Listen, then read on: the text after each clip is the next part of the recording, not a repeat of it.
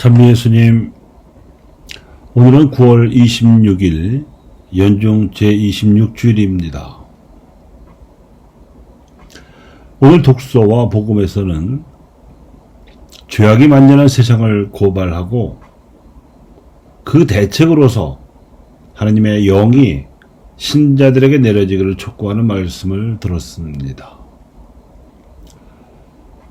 부자들이 가진 재물에 만족하기는커녕 더 가지려고 없는 자들의 재물까지 빼앗으려 하는 세태에 대해서 야고보 사도는 매우 신랄한 어조로 비판하며 경고하였습니다.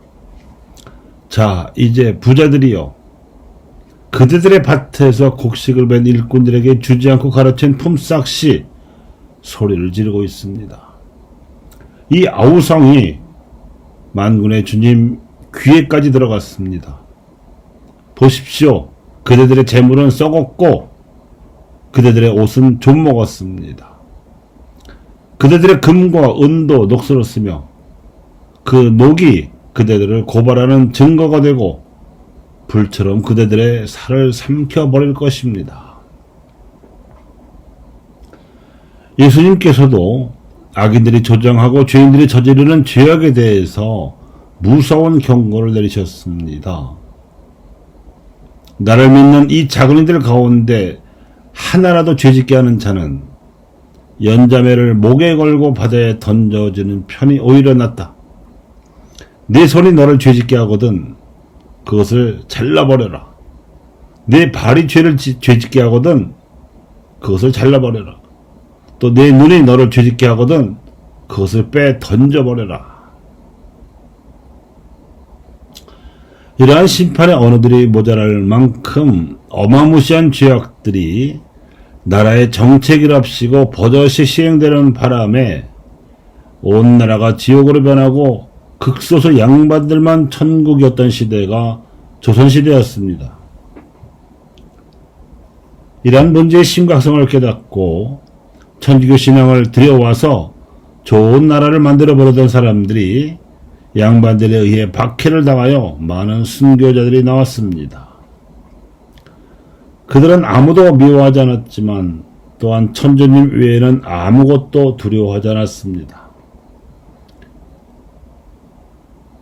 그런 천주교 신자들에게 순한글로 된 교리서 주교유지를 지어주어서 누구도 미워하지 않으면서 역시 그 누구도 두려워하지 않는 신앙을 불어넣은 정약종이 있었습니다.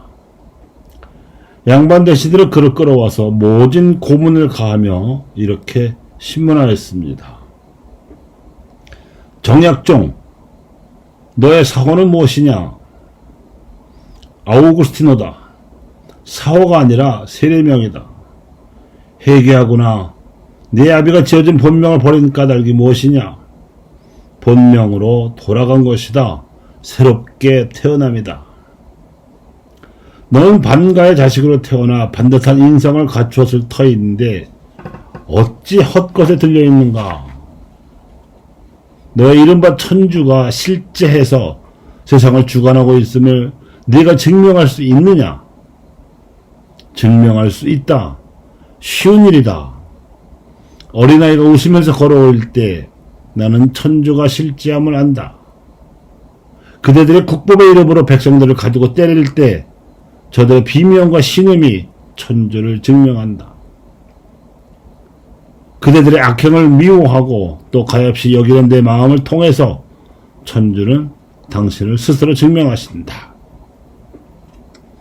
저 독종을 매달아라. 매달아서 더욱 쳐라. 작가 김훈이 쓴 소설 흑산 중에 일부였습니다. 이것이 정약종의 신앙 감각이었습니다. 햇빛을 받은 잎사귀가 뿌리에서부터 수분을 끌어올려 양분을 만들어내는 것처럼 예수 그리스도의 십자가와 부활이라는 태양에서 내리쪼이는 성령의 빛을 신앙 감각이라는 잎사귀가 받아서 성체, 성사라는 광합성 작용으로 공동 합의성이라는 양분을 만들어냅니다. 공동 합의성은 교회라는 나무의 생기를 가늠할 수 있는 척도입니다. 복음 선포라는 꽃을 피우고 복음화라는 열매를 맺게 해주는 양분입니다. 교회를 나무에 비유하자면 뿌리는 부활신앙이요 꽃은 복음을 선포할 사도와 선교사이며 열매는 복음화된 백성입니다. 열매가 열리지 않으면 꽃이 피지 않기 때문이고 꽃이 피지 않으면 뿌리가 부실하기 때문입니다. 따라서 복음화가 되지 않아서 우상 숭배가 판을 쳐서 정의가 사라지고 진리가 가려지며 자유와 평등에 메마르는 무신론 현상이 만연하면 복음을 전할 사도와 선교사가 없는 줄을 알아야 하고 사도와 선교사가 사라졌거나 줄어든 이유는 부활신앙이 아예 없거나 약하기 때문인 줄을 알아야 합니다. 부활신앙이 약하거나 사라지면 기복신앙이 기승을 부리고 교회 안에 섬김과 사랑이 사라지며 다스림과 무관심이 팽배하게 됩니다. 예수님 당시 제자들은 십자가와 부활에 관한 스승의 예고를 3번이나 듣고서도 이를 알아듣지 못했습니다만 오늘날의 제자들도 못 알아듣기는 마찬가지인 것 같습니다. 그러니 뿌리가 부실한 나무처럼 교회가 시들어가는 것이고 교회가 이 모양이니 세상의 죄악이 갈수록 만연하는 것이 아니겠습니까? 열매를 보면 나무를 알 수 있다고 시대의 징표를 보면 하나님의 뜻을 알 수 있다고 예수님께서도 말씀하신 바 있습니다. 교우 여러분, 부활은 죽은 다음에 이루어지는 것이 아니라 세상이 나중에 알게 될 따름이지 십자가를 짊어질 때 시작되는 것입니다. 죽은 다음에 영혼이 종말에 부활한다면 그런 수준의 인식은 예수님께서 오시기 전에 유다교에도 퍼져 있었습니다. 이것은 낮은 수준의 종교적 인식이지 신앙이라고 할 수도 없습니다. 그런 식으로 부활했는지 안 했는지 입증할 방법이 없을 뿐만 아니라 세상이 하느님 나라로 변화될 수도 없습니다. 그래서 예수님께서 오신 것이고 십자가를 짊어질 만한 부활신앙을 보여주신 것입니다. 그래서 부활이 복음, 즉 기쁜 소식일 수 있었고 세상에 희망을 줄 수 있었던 것입니다. 그러니 여러분께서도 부활신앙의 영을 받으시기 바랍니다. 신자라면 누구나 그것도 가득히 그 영을 받으십시오. 그래야 삽니다. 우리 자신이 살고 교회가 살고 민족이 살고 인류가 삽니다. 이런 절박한 심정을 역대 교황님들도 지니고 계셨습니다. 그래서 제2차 바티칸 공회가 시작한 교회 쇄신의 여정을 온 가톨릭 신자들에게 안내하시고자 1983년부터 요한 바오로 2세, 베네딕토 16세, 프란시스코 교황 등 최근 역대 교황님들께서 줄곧 강조해온 깃발이 새복음화 새교회입니다.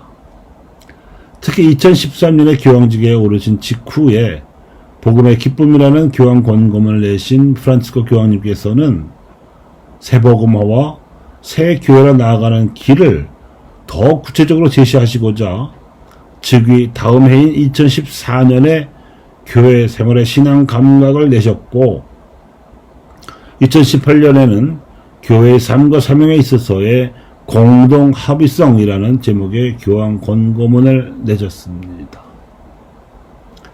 저는 이러한 흐름을 나무에 비유하여 풀이해 드렸는데 거듭 말씀드리지만 교회라는 나무의 뿌리는 부활신앙이며 이는 죽은 후 언제일지 모르는 종말 때 이루어지는 일이 아니라 더군다나 도무지 입증될 수 없게끔 영혼이 아무도 모르게 되살아나서 영원히 살게 되는 그런 일도 아닙니다. 부활은 예수님의 삶에서 보여지듯이 십자가를 짊어지기 전에 십자가를 짊어질 만한 기운으로 살아가는 것이고 우리 순교 선조들과 정약종에게서 보았듯이 교회 안에서나 사회적으로도 공개적으로 이루어지는 일입니다. 그래서 순교자들이 우리 교회의 자랑인 것이며 우리 민족에게 기쁜 소식일 수 있었던 것입니다.